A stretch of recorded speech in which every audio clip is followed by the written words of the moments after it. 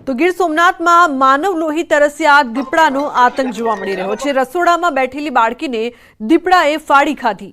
ગીર સોમનાથના કોદિયા ગામે આ સમગ્ર ઘટના બની છે। રસોડામાં ભોજનની રાહમાં બેઠી હતી 4 વર્ષની નાની બાળકી। બાળકીના પિતાએ બચાવવા પાછળ દોટ મૂકી। બાળકીનો મૃતદેહ પટાંગણથી થોડે દૂરથી મળી આવ્યો। બાળકીના મૃતદેહને પીએમ અર્થે ગીર ગઢડા ખસેડાયો છે।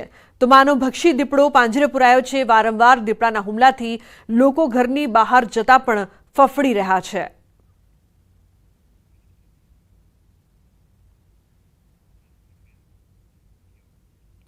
બીજી તરફ વાત કરીએ સુરતની, તો સુરતના માંગરોળ તાલુકાના દેગડિયા ગામે મહિલા પર હુમલો કરીને મોતને ઘાટ ઉતારનાર માનવભક્ષી દીપડાને પકડવા વન વિભાગની ટીમ કામે લાગી છે।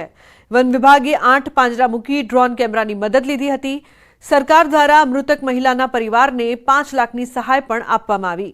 જ્યાં સુધી દીપડો પાંજરે ન પુરાય ત્યાં સુધી કોઈ પણ લોકોને એકલા ઘરની બહાર ન નીકળવા તંત્રએ અપીલ કરી છે। તંત્ર દ્વારા જાગૃતિના કાર્યક્રમો પણ કરવામાં આવી રહ્યા છે। તાત્કાલિક આ વિસ્તારની અંદર દીપડો પકડાય એ માટેના પ્રયત્નો શરૂ કરવામાં આવેલ છે। 8 જેટલા પાંજરાઓ પણ મૂકવામાં આવેલ છે।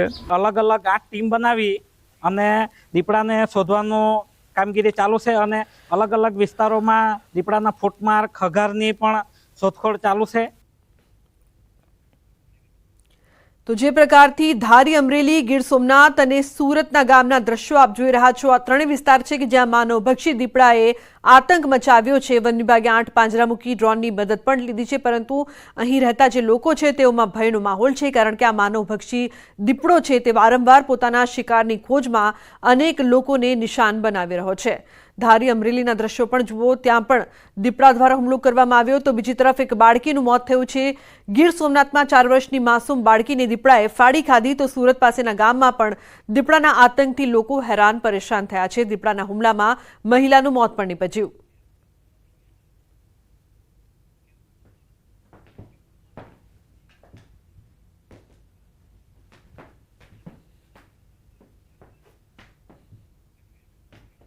તો હવે વાત કરીશું બોલમાળી અંબેની।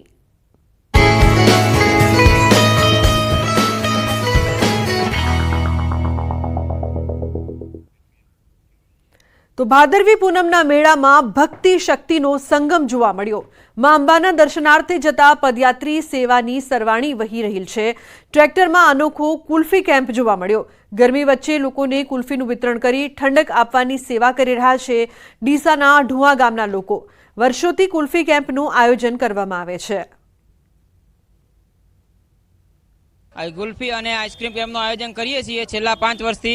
સમગ્ર યાત્રાળુઓને ગરમીના વાતાવરણમાં ઠંડક મળી રહે એ માટે એ હેતુથી આ સુવિધા કેમ્પનું અમે આયોજન કરીએ છીએ। ધાનેરામાંથી તમે 10 વર્ષથી હું ચાલતી જાઉં છું અને અહીંયા ઠંડકની આઈસ્ક્રીમો વેચાય છે।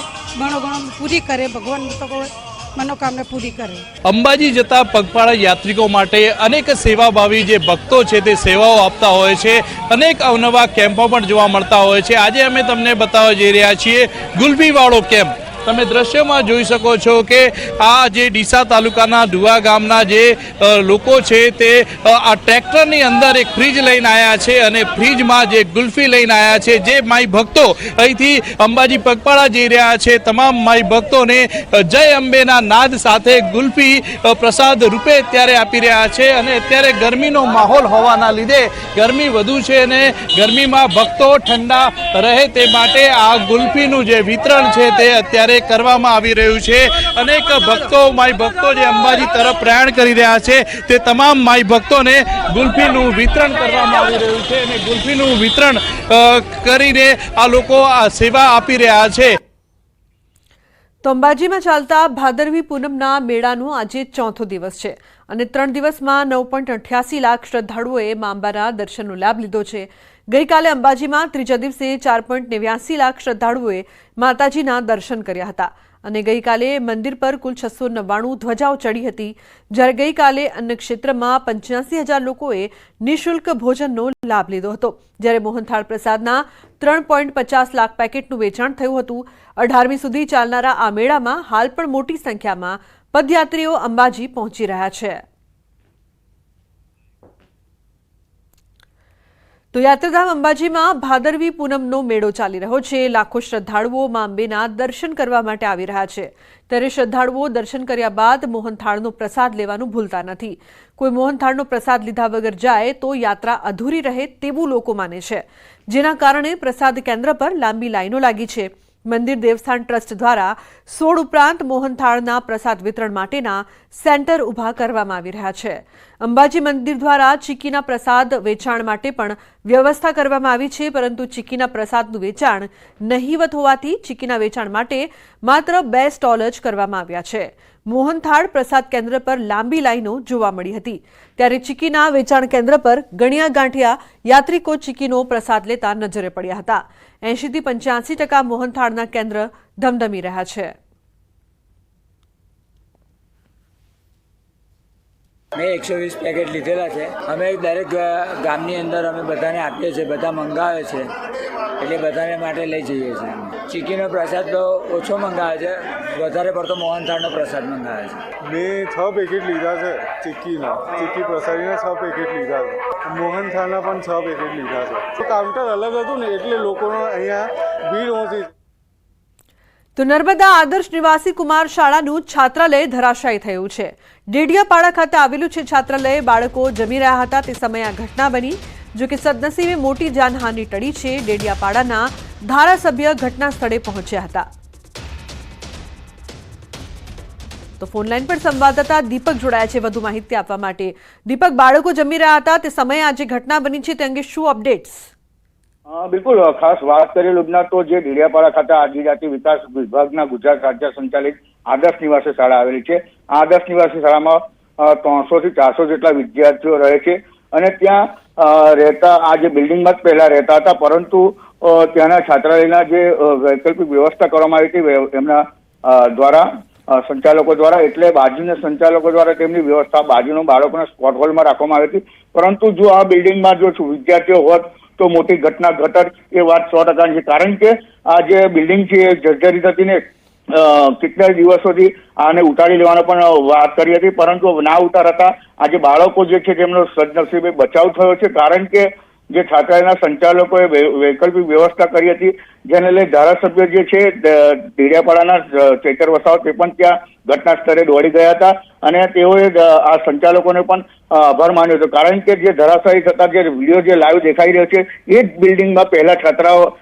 જે તમામ વિદ્યાર્થીઓ રહેતા હતા। જો આ વિદ્યાર્થીઓ બિલ્ડિંગમાં રહેત તો મોટી ઘટના ઘટત। જી બિલકુલ દીપક, જે પ્રકારથી આ જે જોવામાં આવી રહી છે બિલ્ડિંગ, તે બિલ્ડિંગ પોતે પણ ખખડધજ હાલતમાં જોવા મળી રહી છે, તો શું તંત્રને આ અંગે કોઈ જાણ નહોતી કે કોઈ અકસ્માત થાય તેની રાહ જોઈ રહ્યું હતું તંત્ર?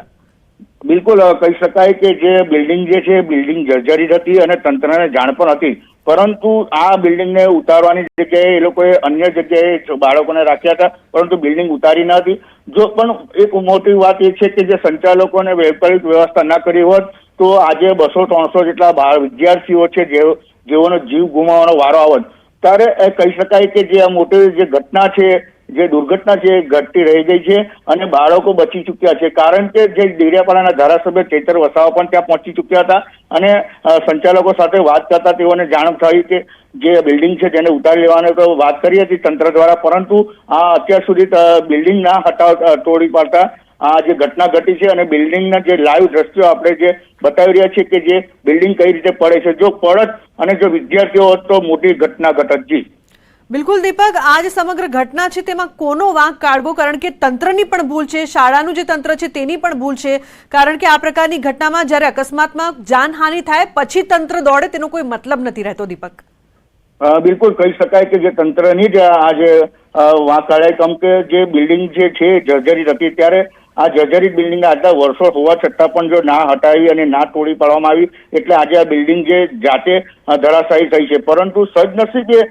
સંચાલકોના જે છાત્રાલયના જે વિદ્યાર્થીઓ છે તેમને અન્ય બિલ્ડિંગમાં બાળકોના સ્પોટ હોલમાં રખાતા આજે મોટી ઘટના જે છે ઘટતા રહી ચૂકી છે। ત્યારે આ બાબતે કાયમ આ ધારાસભ્ય જે ચૈતર વસાવા છે તે પણ કહે છે કે જે તંત્ર છે અને આ ભ્રષ્ટાચારની બિલ્ડિંગ એમ કહી શકાય, કારણ કે ભ્રષ્ટાચારની બિલ્ડિંગ હોય તો જ આ પડે, કારણ કે આજે એની મરામત પણ નથી કરવામાં આવી અને એનું પૂરેપૂરો જે આ બિલ્ડિંગ પડી છે તે તંત્ર પર જ કહી શકાય કે જે તંત્રના પાપે જ આ પડી હોય તેમ લાગે છે। જી બિલકુલ દીપક, છાત્રાલયની અત્યારે જે હાલત આપણે જોઈ રહ્યા છે ટીવી સ્ક્રીન પર દ્રશ્યોમાં, તેની મરમ્મત કરવી પણ એક મોટો સવાલ છે, કારણ કે એકદમ ખખડધજ હાલતમાં છે. આ છાત્રાલય વિશે થોડી વધુ માહિતી આપશો? શું અહીં રોજ વિદ્યાર્થીઓ આવતા હતા અને આ છાત્રાલયમાં જ સમગ્ર કામકાજ કરવામાં આવતું હતું કે કેમ? બિલકુલ, આ જે કુમાર છાત્રાલય છે, જે આદર્શ નિવાસી કુમાર છાત્રાલય છે, છાત્રાલય લગભગ 25-40 વર્ષથી ચાલે છે અને આ છાત્રાલયમાં 200 થી 300 વિદ્યાર્થીઓ આજુબાજુના ડેડિયાપાડાના ગામડાના જે વિદ્યાર્થીઓ છે રહી અને શાળાએ ભણવા જતા હોય છે. અને ખાસ વાત કરીએ તો આ બિલ્ડિંગ જે છે એ બિલ્ડિંગ લગભગ 30 થી 40 વર્ષ પુરાણી હતી અને એને મરામતની પણ જરૂર હતી. આપણે વિડીયોમાં પણ જોઈ શકીએ છીએ કે જે બિલ્ડિંગ છે જે પૂરેપૂરી જર્જરિત છે અને જર્જરિત બિલ્ડિંગને અત્યાર સુધી કેમ આ તંત્રએ ના તોડી પાડી અને કેમ નવી ના બનાવી, એ પણ એક મોટી વાત છે. જી સંજ્ઞા. બિલકુલ, આપ જોડાયેલા રહેશો. જે પ્રકારથી ડેડિયાપાડા ખાતે આવેલું આ છાત્રાલય છે, આ છાત્રાલય ધરાશાયી થઈ ગયું. સદનસીબે બાળકો એટલા માટે બચી ગયા કારણ કે એ સમયે તે લોકો જમવા ગયા હતા, પરંતુ તેની હાલત જુઓ, કયા પ્રકારના છાત્રાલયમાં આ બાળકો ભણી રહ્યા છે. જે છાત્રાલયનું બિલ્ડિંગ હતું તે આજે 30 થી 40% પડી ગયું છે. આ છાત્રાલયમાં 296 વિદ્યાર્થીઓ રહેતા હતા, અભ્યાસ કરતા હતા, પરંતુ અહીંના આચાર્ય અને એમના સ્ટાફની સૂચકતાને કારણે એ વિદ્યાર્થીઓને થોડા સમય પહેલા જ અહીંથી બાજુના એક મકાનમાં શિફ્ટ કરી દીધા, નહીં તો આજે ખૂબ મોટી જાનહાનિ થવાની હતી. દીપક, જે પ્રકારથી આપણે અહીં પ્રતિક્રિયાઓ પણ જોઈ રહ્યા છે કે અધ્યાપકના સમય સૂચકતાને કારણે વિદ્યાર્થીઓને ખસેડવામાં આવ્યા, પરંતુ આ ખૂબ જ કહી શકાય કે ગંભીર બાબત છે, કારણ કે ઘણા બધા બાળકો છે તે ભણતા હતા. જો જાનહાનિ થાત તો ખૂબ જ મોટી થાત. જવાબદાર કોણ?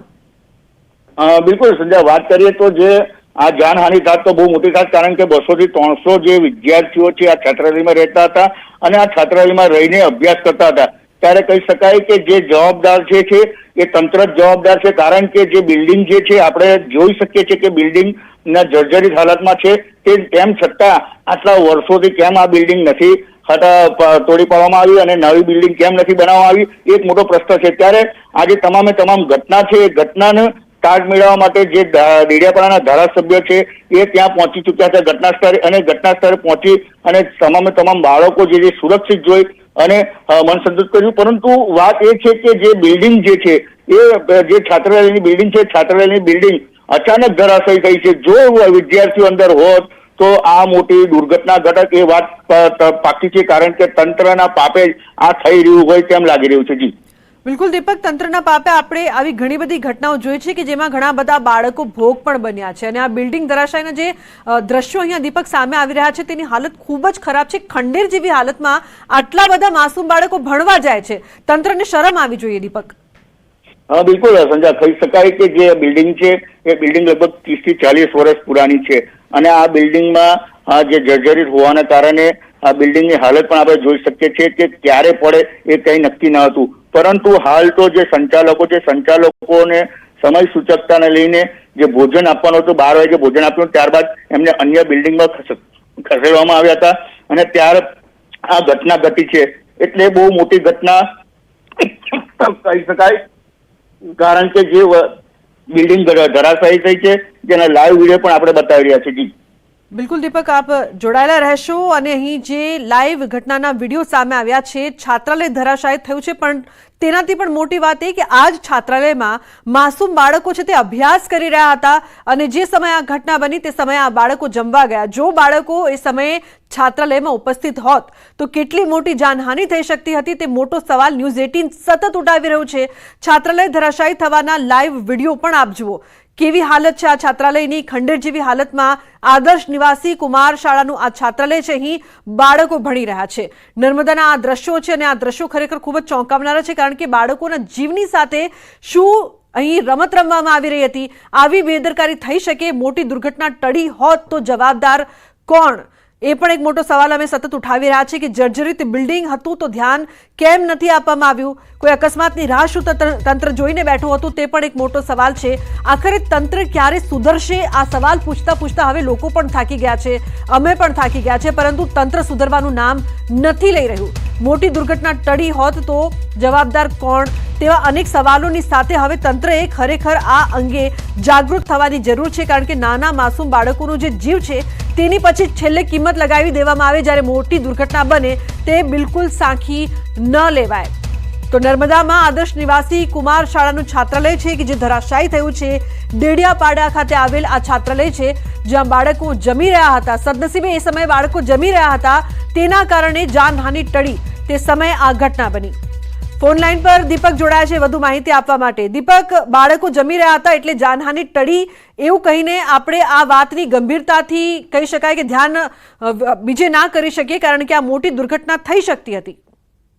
બિલકુલ સંજય, ખાસ કહી શકાય કે જે બાળકો જે છે, બાળકો પોતાના સમયગાળામાં જે 12 વાગ્યાના અરસામાં હોય છે એ 12 વાગે એમનો જમવાનું ભોજનનો ટાઈમ હોય છે અને ભોજનના ટાઈમે ખાસ જે બાળકો જે છે પોતાના જે ભોજન લેતા હતા ત્યારે આ બિલ્ડિંગ પડી. એટલે એમ પણ કહી શકાય કે જે બિલ્ડિંગ જે છે એ બિલ્ડિંગ કેટલા વખતથી જર્જરિત હતી એ તો સંચાલકોને પણ ખબર હશે. ત્યારે આ સંચાલકોએ પણ આસામ શાળાના અધિકારીને જાણ કરી છે કે કેમ તે પણ એક મોટો પ્રશ્ન છે, કારણ કે આ જે આશ્રમ શાળા જે છે એ આશ્રમ શાળા જર્જરિત હોવાના કારણે બાળકોને જે એક દિવસ પહેલા જ એમને અન્ય જગ્યાએ હોલમાં શિફ્ટ કર્યા હતા ત્યારે આ બિલ્ડિંગ જે છે એ બિલ્ડિંગ બહુ 30 થી 40 વર્ષ પુરાની છે, એટલે જર્જરિત હોવાના કારણે એક મોટી ઘટના પણ ઘટતી રહી ચૂકી છે. પરંતુ જે બિલ્ડિંગ જે છે એ પડી જવાના કારણે આજે કેટલા માસૂમ બાળકો જે છે એ બાળકોના જીવ બચી ચૂક્યા છે. જી દીપક, 4 સેકન્ડમાં બિલ્ડિંગ ધરાશાયી થઈ જાય છે.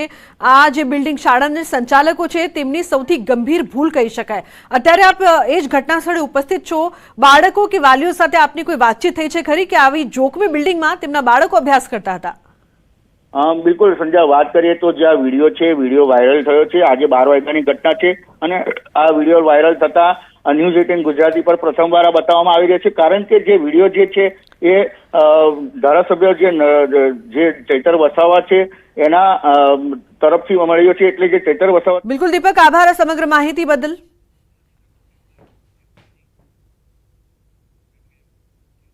તો બુલેટિનમાં